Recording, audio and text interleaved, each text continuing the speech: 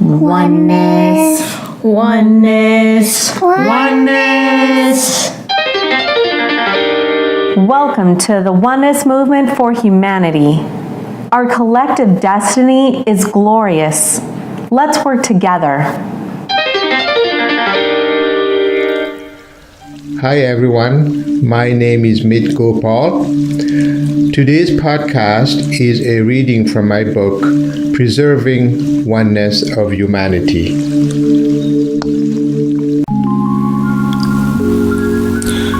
The title is Racism is a Disease.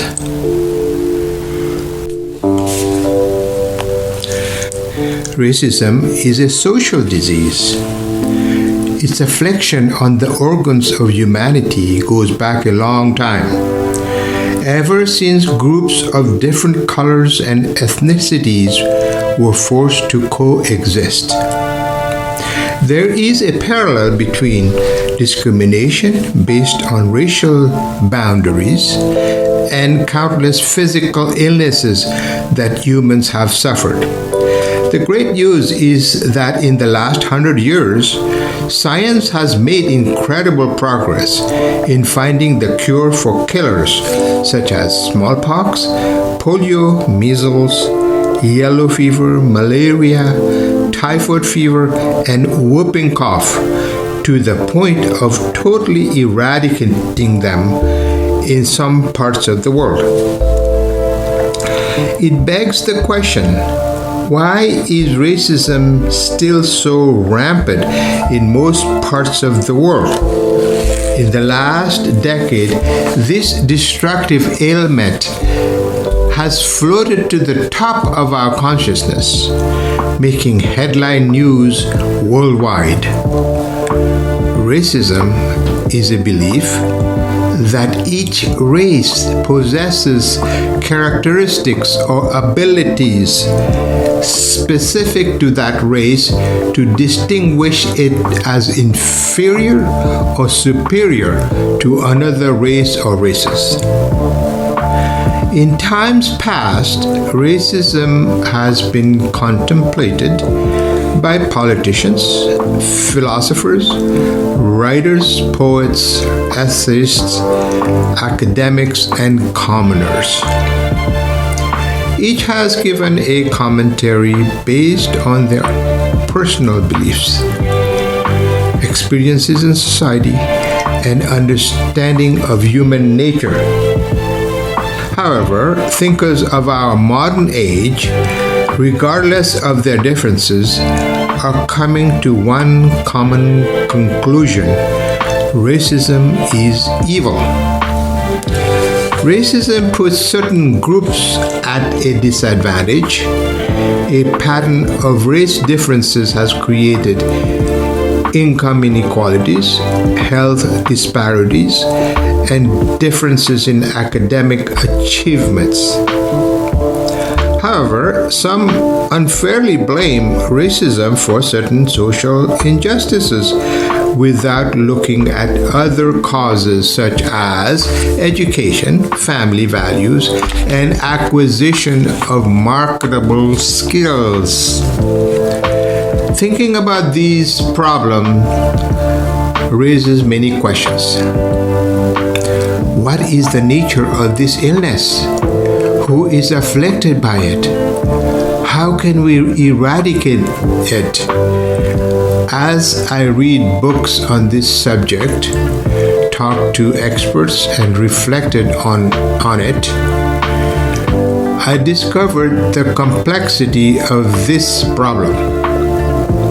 I'll distill the facts I gathered from numerous sources and present them in ways that help us understand its nature and explain its ill effects on the body of humanity. Finally, I'll make suggestions to solve this age-old problem. Are we born racist?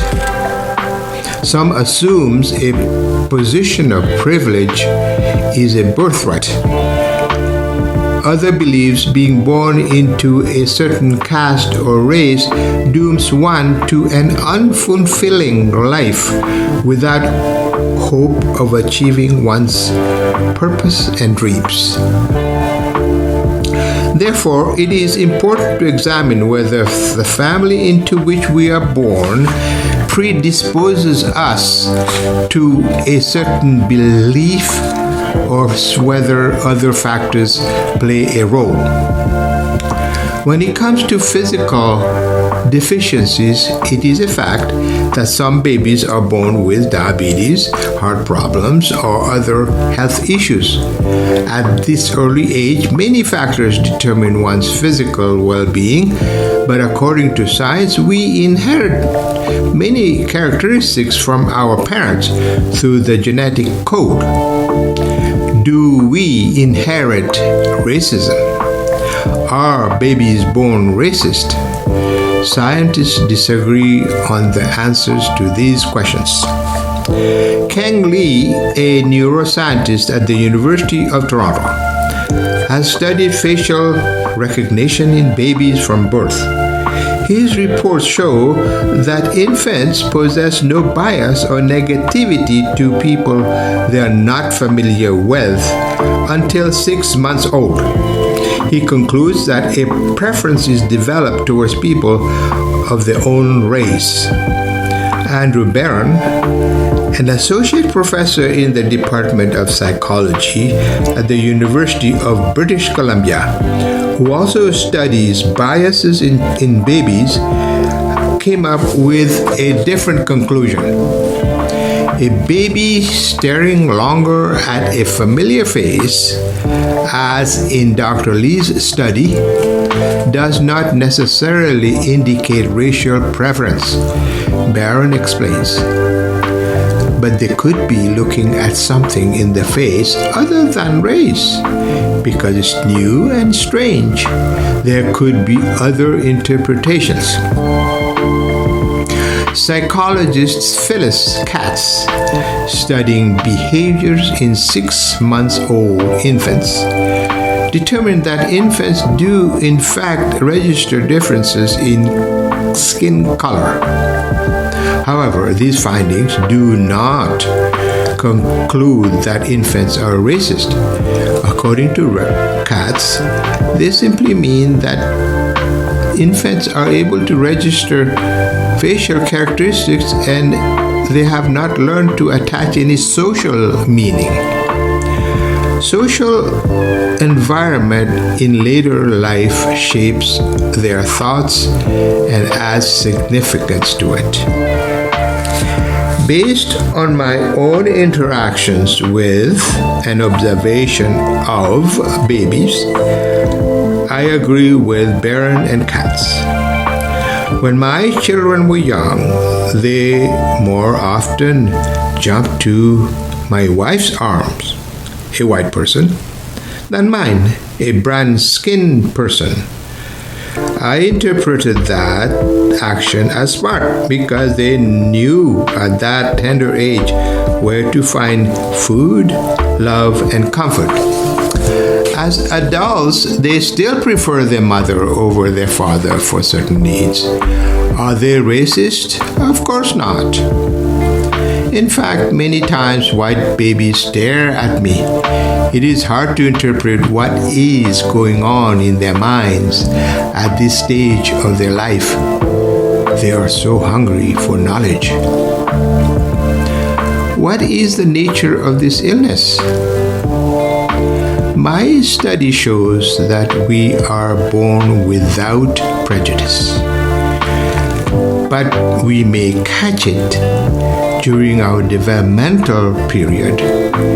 It happens at home, at school, and in social groups. A young mind, like a dry sponge, absorbs anything fed to it and experiments by it through personal observation. Slowly and certainly, ideas, whether true or false, crystallizes into a belief system, becoming part of one's personality. making thoughts become reality.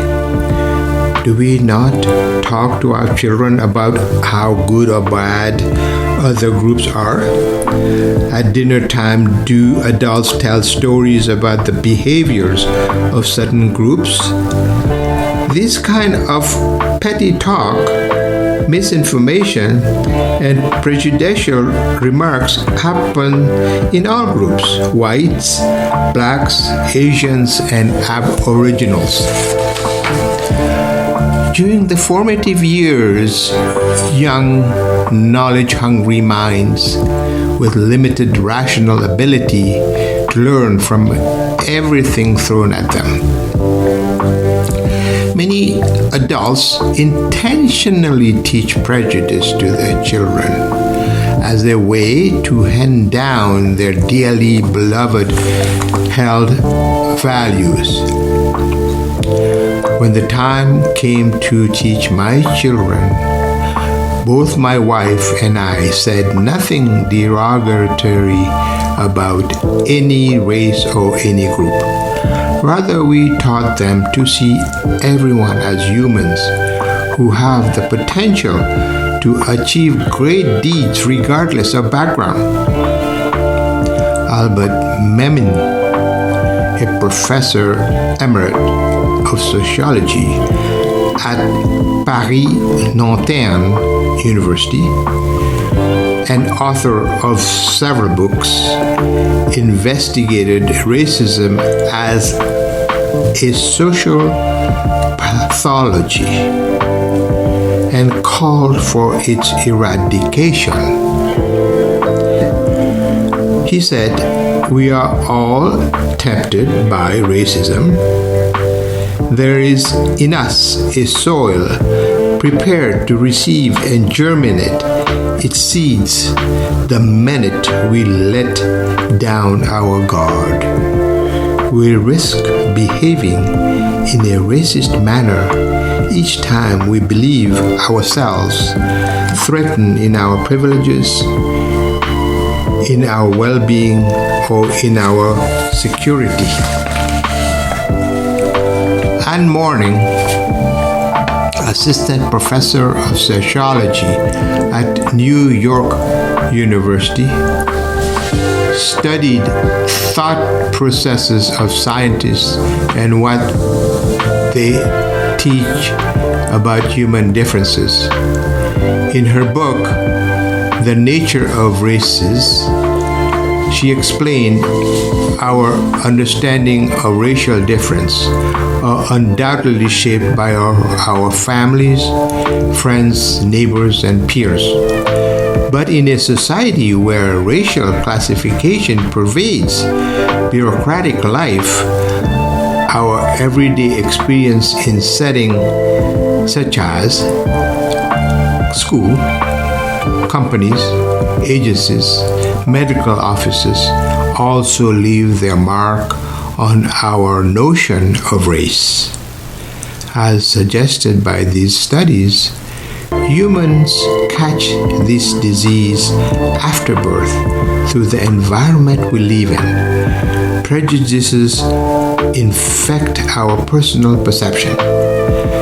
The good news is that such an illness can be cured too.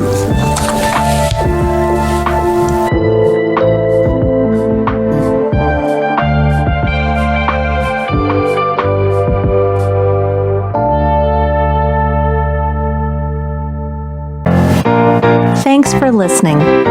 If you'd like to listen to more content on the Oneness Movement, be sure to subscribe and leave a comment. See you next time.